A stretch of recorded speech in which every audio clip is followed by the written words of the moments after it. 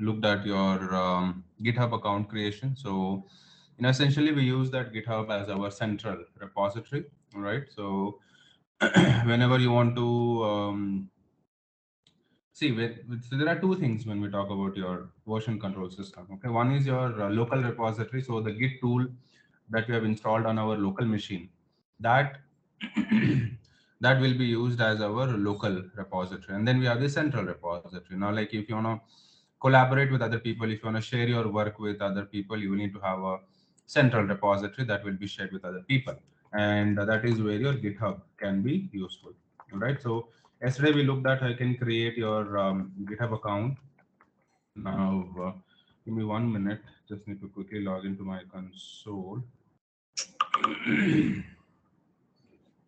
uh,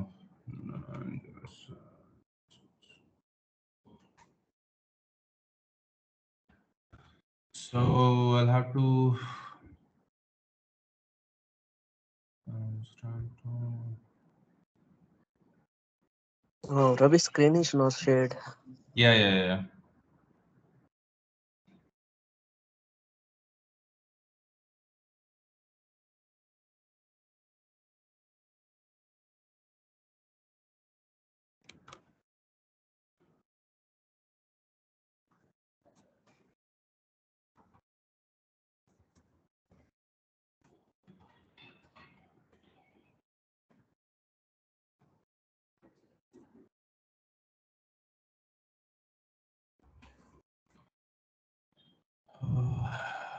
I'm just launching an EC2 instance, so just give me 1 minute.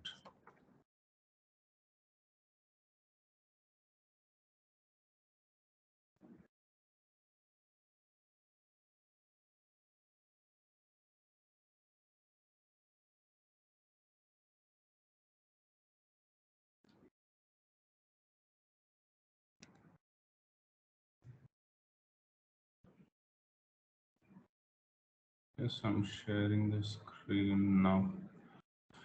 All right, so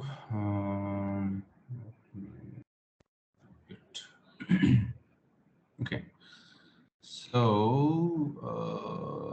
yeah, so we discussed about your GitHub account. Now, the next thing we are going to look at is getting started with your command line. Now, essentially, once you install your Git on your machine, you can start working with it. You can start interacting with your repo. Now, there is a very important step that you will have to do here before you start making any changes or before you start writing any code. Now, what you'll have to do is, see, imagine you have 10 users, okay, or let's say we three are there. Now, we will push our changes to the GitHub repository. How does your Git understand that, okay, a change was pushed by Ravi, or a change was pushed by Prokshit, or a change was pushed by Sedu? How does your Git understand that, okay, a change was done by so and so person? And that's where we have your first time setup. So, there are a lot of ways that you can work with your Git. So we have the command line tools as well as the GUI. So you have both the GUI as well as the CLI that you can use to work with your Git, right? So in our case, we're using the CLI, but again, depending on your interest, if you want to use GUIs, there are tools that are available. You can install those tools and you can start using the GUI as well. Now, like I said, you will need to do a first time setup. Okay. So once you have installed your Git on your system, there are a few things that we will have to do to customize our environment. So basically, for the Git to work the way we want it to work, we will need to do some initial setup for that. Okay, so Git comes with the tool called git config. So once you install your Git, there's this tool called git config. We can use this tool to customize our environment, right?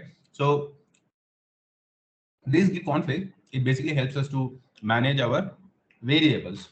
All right, now these variables, they are stored in three different locations.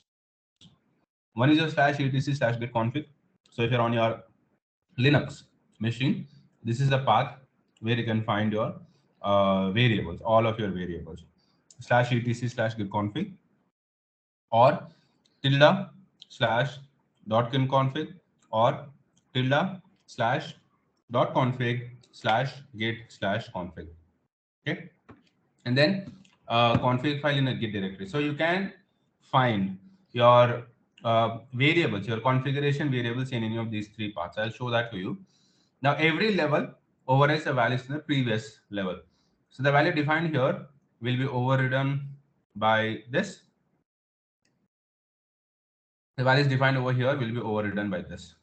So this will always get the highest priority, then this, and this will get the least priority.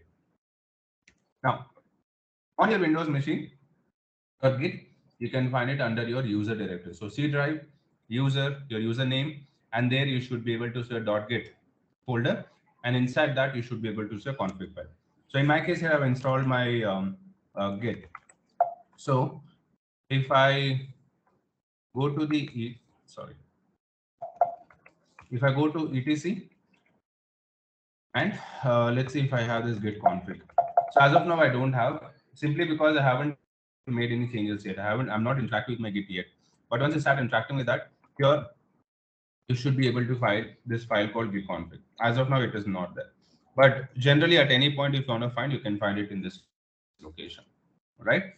Now, on Windows, you can find it there. Now you can view all of your settings by running this command. So if you want to see what all configuration variables are defined, for example, what is your username, what is the editor you're using, any details that you have defined, you can get that by running this git config --list -show -origin. Now I'm getting an empty output. That means I don't have any variables defined. If there were any variables, it will show it to you. In my case, we don't have any variables. Now, the first thing we will have to do is we'll have to set our identity. So I told you, right, how does your Git identity understand that, okay, a change was done by Ravi or it was done by Prokshit? You'll need to set your identity for that. So the first thing that you should do when you install your Git is setting your username and your email address. You'll need to provide these two information. This information is important because every time you will commit your changes, Git will use this information and it is immutable. You cannot skip it. It won't error out, but it will keep on prompting you to provide this information. So in a way, this is mandatory. You will need to provide that. All right. So to set your username, you can simply run this command: git config --global user dot name and then your username. Now Git does not validate this anywhere. All right. It will use whatever you will give to it. All right. So, however, it is your responsibility to make sure that you're giving a right value, you're giving a valid value. Okay. So here I can say git config --global user dot name and then your name. And now if I run this git config --list once again, now you can see my username has been set. Also, you can see where it has been stored. So this is where it has stored it. Likewise, to set your email address, you can use this one. So you can say git config --global user dot email and then your email address. And now I have set my username and the email address. Now every time I will commit my changes or I will save my changes, Git will use this information to tell that, okay, the changes was committed by this person and this is the email address of that person. Does this make sense? Yes, Ravi. Yes, Ravi. Okay, like I said, this is an important information. You have to make sure that you set this before you start working with Git. All right. So this is a one-time setup. So you don't have to do it again and again and again. It's a one-time setup, and you can change it at any point you want. All right. Like you want to update your username, your email address. At any point, you can go and just run that same command again, and it will update it. You can also set your editor, the text editor you want to use. So now that your identity is set up, you can configure the default text editor that will be used when Git needs to type in a message. So like by default, it uses the VI editor, the Vim editor. But if you want to use the nano editor, you can explicitly set it. So here I can say git config --global core dot editor and then your editor name. So let's say I want to use nano. Now, every time it will use this nano as my text editor to edit the messages. If not, by default, this uses the VI editor. Questions? No, Ravi. Okay. Now, how you can check your settings? So if you want to check your configuration settings, you can use this git config -- list command. So you can simply use this also, git config -list, and it will only show you your variables. Now if you also want to see where it is getting those values, then you can use this -show -origin. Now you can also look for the specific values, like you want to see only the username or the email address only. Then you can use this git config user.name, and it will only return the value for that particular key. Likewise, git config user.email, it will only return that particular value for that. So you can give the key and it will return the respective value. So again, like I said, this is a one-time setup. You don't have to do it again and again and again. Once you do it, you can forget about it unless you want to update it. The next thing we're going to talk about is creating your local repository. So yesterday we saw how you can create your central repository, right? So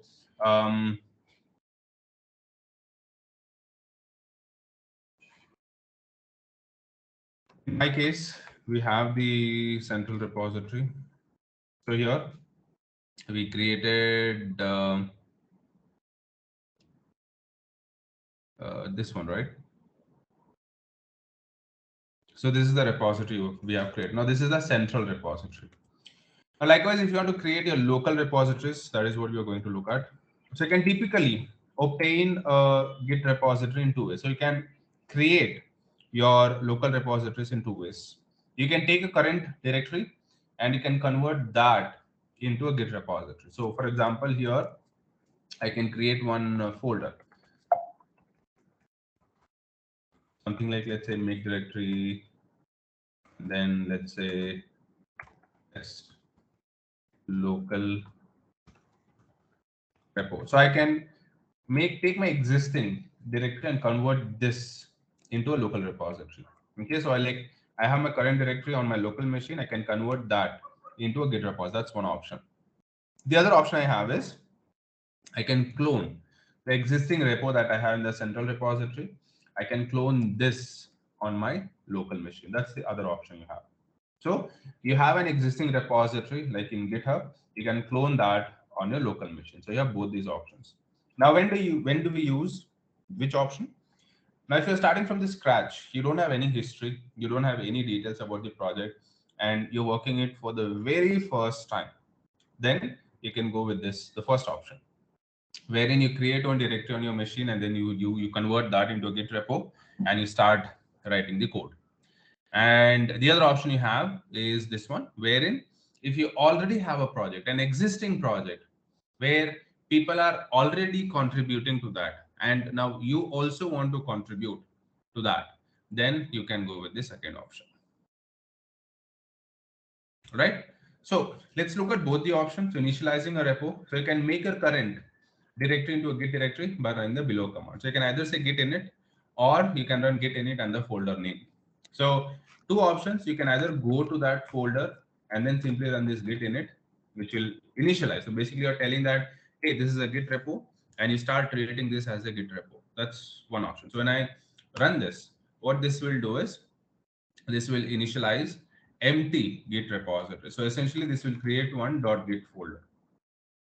So any folder that has a .git folder, it's a Git repository.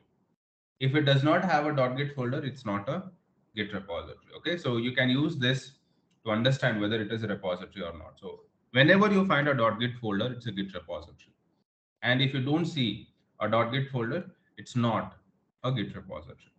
So either I can say git init and then I can say git init, or I can say git init and the folder name. So in this case, we're using an existing folder. So, this is basically, we are using the existing folder, and here we are creating a new folder. Questions? So basically, DevOps team doesn't write any code. So why are we using Git, to create repository? So, I mean, see, you will need to understand one thing. When I say code, it need not be your application code only, Okay. right? It can be any code. It can be your shell script code. It can be a PowerShell script code. It can be a Terraform code. It can be an Ansible code. It can be a Jenkins code. It can be, right? So as a DevOps engineer, we do all these things, right? We Okay. work with, like in my project, we are heavily working on Jenkins. So we end up writing pipelines, code. Um, we are writing PowerShell scripts. Now, where do we store all this? Where do we manage this? We make use of your Git and GitHub. Okay. Okay. Got it. So essentially, people have this mindset that when we say code, it's only the application code. No, Yeah. Yeah. Yeah. Even I thought the same. yeah, it's not the Oh, application code. I mean, it's all it can be any code, right? Code is a code. It need not be necessarily an application code. Okay. Okay. Ravi, in short, you can say that like to maintain the application, we need to update the snippets time to time, right? Yeah.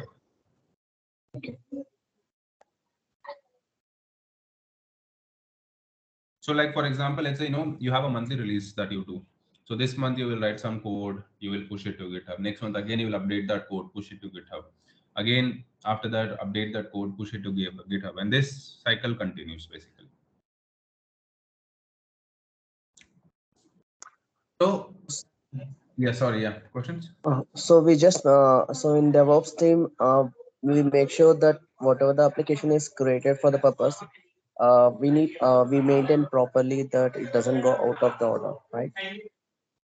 So essentially what happens is the development team that does the application development side, they write the code, they push it. So they will also have their own GitHub repo that they will be maintaining. So what they essentially do is they write the application code, they push it to GitHub, and they create something known as a build. Build is nothing but your deployable packages. Once that package has been created, they share it with us. Now, we being the DevOps engineer, we write all the Jenkins pipeline to basically pick this new package and then deploy to the customer environments.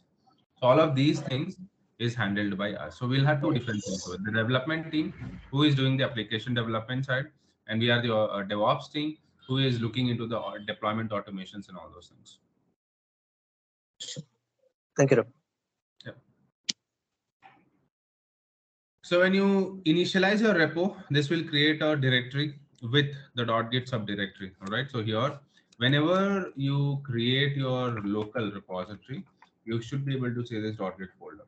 All right. So it's a subdirectory that gets created, and this will contain all of your necessary repository files. At this point, nothing is tracked yet. So we have just created the local repository. We're not tracking anything. Git is not tracking anything for us. We just have the local repo for now. That's it. That's one way. The other way you have is cloning an existing repo. Like in this case, I have this existing repo. I want to clone this.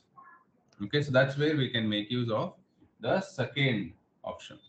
All right, so if you want to get a copy of an existing Git directory, for example, a project you would like to contribute to, the command you need is this one. So like I said, you already have an existing project which your team is using. Now you just want to contribute to that. You also want to make changes and push it to that. In that case, you'll have to clone it to your local machine and then start making the changes. Now the command for that will be git clone and then the URL. Now if it's a public repo, it will not prompt you for any credentials. So in my case, this is a public repo. So public repo, this will not prompt for any credentials, but when we are pushing it, it will prompt for the credentials. We'll talk about that later on. Now, where can you find the URL for this? Here, the green button that is when you click on that, you should be able to see the URL. So these are the options you have: HTTPS, SSH, GitHub CLI. We are using HTTPS. So we'll copy this URL, and then on your local machine, you will simply go and run this git clone and then the URL. So what this will essentially do is it will go to the central repository and download everything that you have here to your local machine. Okay, so you can see cloning into. So what this will do is this will also create a folder with the same name. Whatever the central repository name you have, it will create a folder with the same name. And whatever the data you have in the central repository, everything will get downloaded over here in your local machine. So here I have only one file, which is the readme.md. So if I go and check, I should have that file. But the moment you did the clone, whatever the data you had in the central repository, everything will get downloaded to your local machine. So this creates a directory, right? So whatever the name of your directory, the central repository you have, it will create a directory with the same name. Initializes a .git directory inside it, pulls down all the data from that repository, and checks out a working copy of the latest version. So here also, I should be able to see this .git folder. Questions how you can create your local repository? No, Ravi. No, Ravi. Okay. Next is the three sections. Now,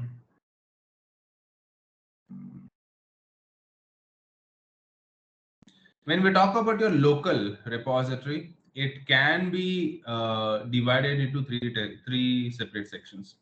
So this takes us to the three main sections that we have in your Git, right? So we have the working tree. Working tree is basically where we make all our changes. Okay, so working tree or working directory is basically where we do all the work. So it's a single checkout of one version of the project.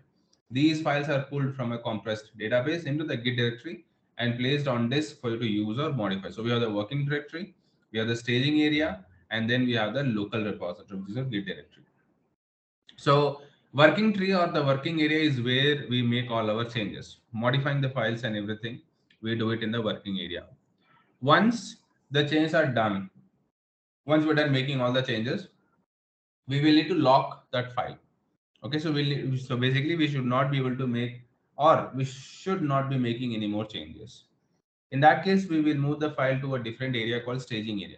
So staging area is a file generally contained in your Git directory that stores the information about what will go in your next commit. So whenever we commit our changes, the data that we have in the staging area, only that will get committed in your local machine. So you'll have three stages basically. You'll have the working area, you will have the staging area, and then you'll have the local repo. Now working area is where we make the changes. So it could be modifying the files or creating new files. All of this we do it in the working area. Once we're done with our changes, we move the data to a staging area. So staging area is like, finalizing the changes. Okay, like telling, okay, these are the final changes I've made to the file. And then we have the local repo. So local repo will be committing the changes. Okay, so whenever we want to save our changes, we will need to commit that change. And for that, we'll use your local repo. So we make the change, we move it to the staging area, and then we commit it in the local repo. You understand this flow? Yes, Ravi. Yes, sir. Okay, so once again, working tree is a single checkout of one version of the project. These files are pulled from a compressed database in the Git directory and placed on disk for you to use or modify. Then you have the staging area, so which is a file generally contained in your Git directory that stores the information about what will go in your next commit. And then finally, we have the Git repository, Git directory, the local repository. So is where Git stores the metadata and object database in your project. This is the most important part of Git, and it is what gets copied when you clone local repository from another computer. So essentially, your local repository on your local machine. So we make the change, we kind of lock it, and then we save it in the local repository. These are three stages we have. So below is how your basic Git workflow goes. So from the local repository, we do a checkout. Okay, so you modify the files in your working area. So whenever we have to make any changes, we make those changes in the working area. Then you selectively stage just those changes you want to be part of your next commit, which adds only those changes to the staging area. So you have the working area, we have the staging area, and then we have the local repository. Okay, so working area is where we make the change. Once we're done making the change, we selectively, you can choose what all data you want to move, and you move that data to your staging area. Okay, So you do a commit. So once you're done moving the changes to the staging area, you will do a commit. So committing is nothing but saving your changes, right? So this will commit your changes in your local repository. So you do a commit which is takes the files as they are in the staging area and stores that snapshot permanently to your Git repository. So that is how essentially your Git workflow goes. So we make the change, we move it to the staging area, and then we commit it in the local repository. Questions? No, Ravi. All right. No. Next, we are going to talk about getting help. Now, again, in Linux, we had discussed about your getting help, right? How you can get help about any commands, like how you want to how to work with the commands and all those things. The same way you have in your Git as well. So, if you ever need any help when using your Git, there are three ways that you can get the information on any of the Git commands. So you can use Git help and then the command. You can use Git command hyphen hyphen help or man Git hyphen command. These are the three options you have. So here essentially I can, let's say for example, I want to understand more about your Git clone. So I can say Git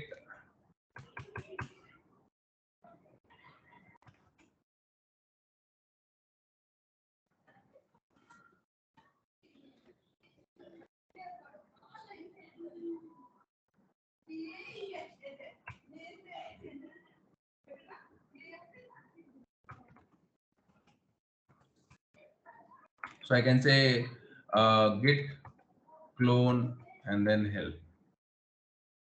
Okay, that's a little different. Sorry, Git help clone.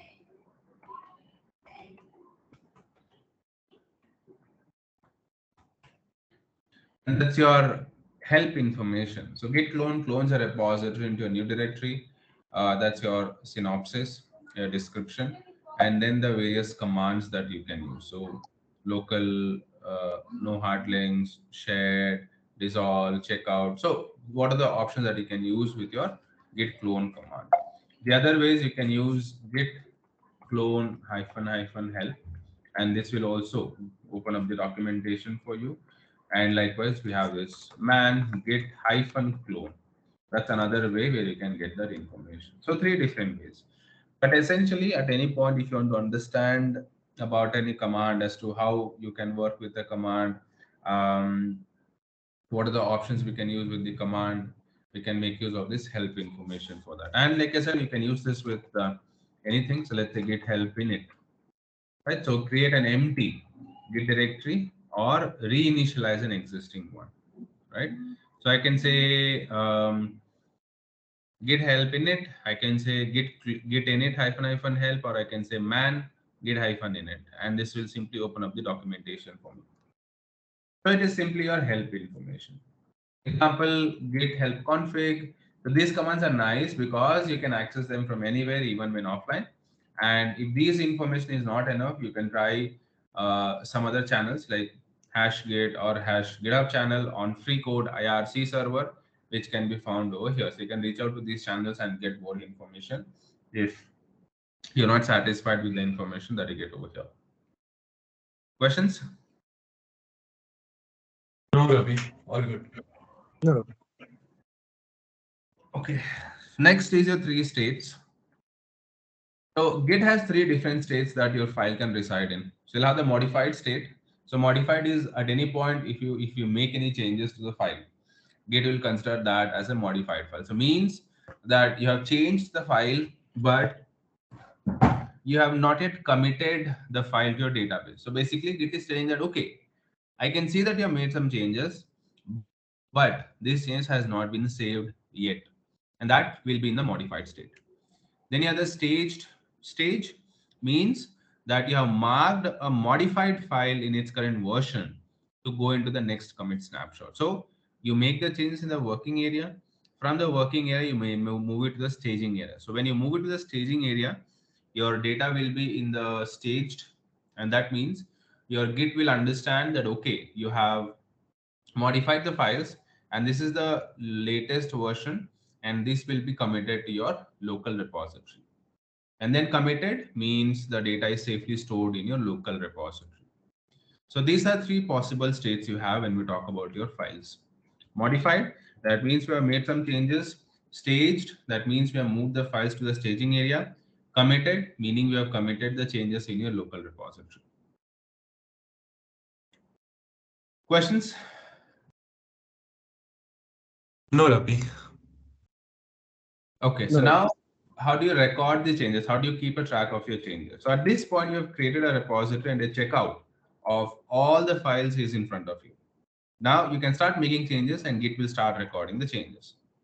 Now each file in your directory can be in either tracked or untracked state. So you'll have two possible states. You'll either have them as tracked status or you'll have untracked status. Now tracked status means Git is tracking those files. Git knows about those files. Untracked status means Git is not tracking those files and Git does not know about those files. So tracked files are the files that Git knows about. They can be modified, unmodified, or staged. Everything else are your untracked files. So essentially, once before you start working, your files will be in the untracked state. The first time, okay. So let's say, for example, here I'll create one file. So let me create this touch index.html. And so here I have to create a file. Now let me use this command called git status. I'll talk about this command in some time. And you can see here it says untracked files. So the first time when you're working with the file for the first time, it will always be in the untracked state. Now from the untracked, you go to the unmodified, meaning Git is able to track the files, but you've not made any changes. Then you have the modified stage, and then you'll have the staged stage. So you create a file, modify it, move it to the staging area. That's basically adding your file. You can also take your existing file, edit it, which will change to your modified state, and then you can stage it to your staging area. At any point, if you want to untrack any files, you can do that also. You can tell Git to untrack a file, we can do that also, right? And any file that you have staged can be unstaged at any point. So we will be looking at examples for all of this. How do you check the status of your files? Now, to determine in which state your file is in. So I told you about your staging, different states, right? So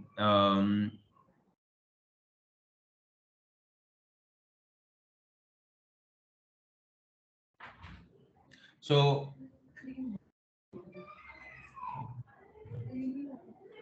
give me one moment, guys.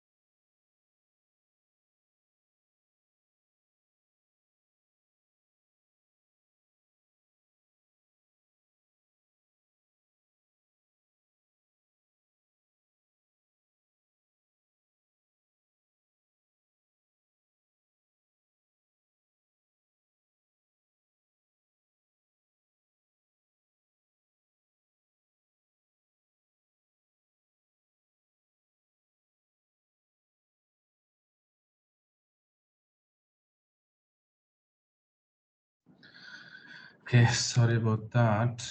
Yeah. Now I told you that there are different stages. Right now, how do you check in which stage your file is in? Whether it is in the working area or it is in the staging area. How do you get to know that?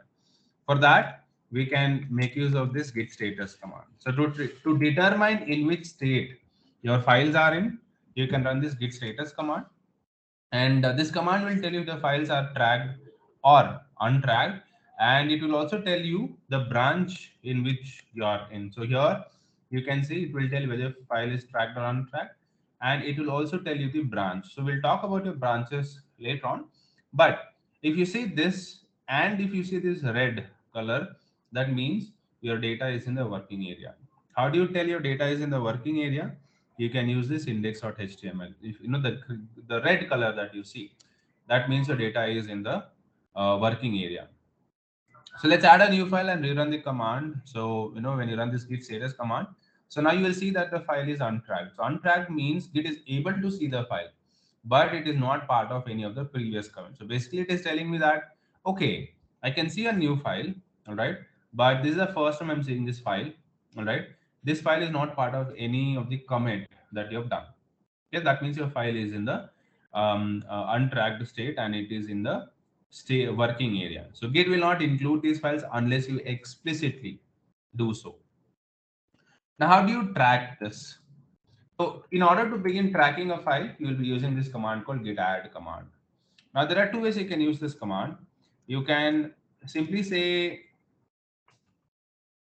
git add dot, or you can say git add the file name. You can also use git add star. Okay, any of these. So git add dot meaning in your current. So this is kind of is a wildcard, right? So if you have multiple files and if you want to track all the files, if you want to move all the files, you can make use of this git add dot, or you can use git add star. Now, if you want to track only one particular file, then you will use this git add and that file name. Like in this case, let's say you have 3 files. So I'll create one more file.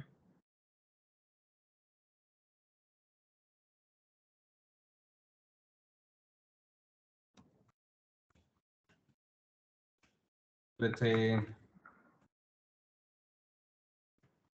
we'll create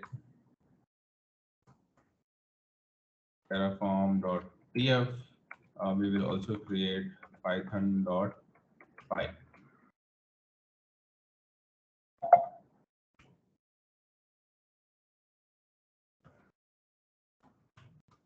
So I have 3 files.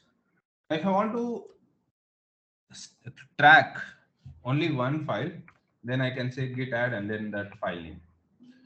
Now at this point, if I run the git status command once again, you will see that changes to be committed, it shows one file, and untracked files, it shows 2 files.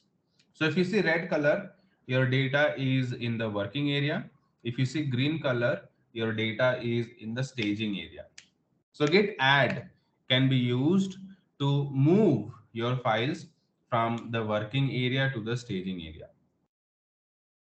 So one file is in my staging area and then 2 files are in my working area.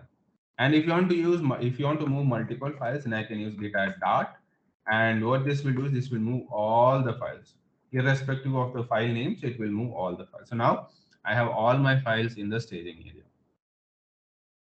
Questions? Understood, Ravi. Okay. No.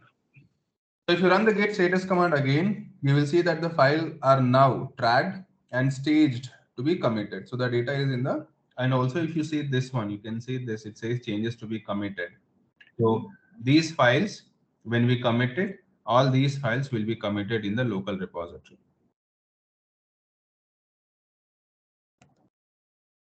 So you can tell that the file is staged because it is under the changes to be committed heading, right? And if you commit at this point, the version of the file at the time you run git add is what will be in the subsequent snapshot. Okay. So that's basically what your git add command is. So at any point, if you want to move your data from the working area to the staging area, you can make use of your git add command.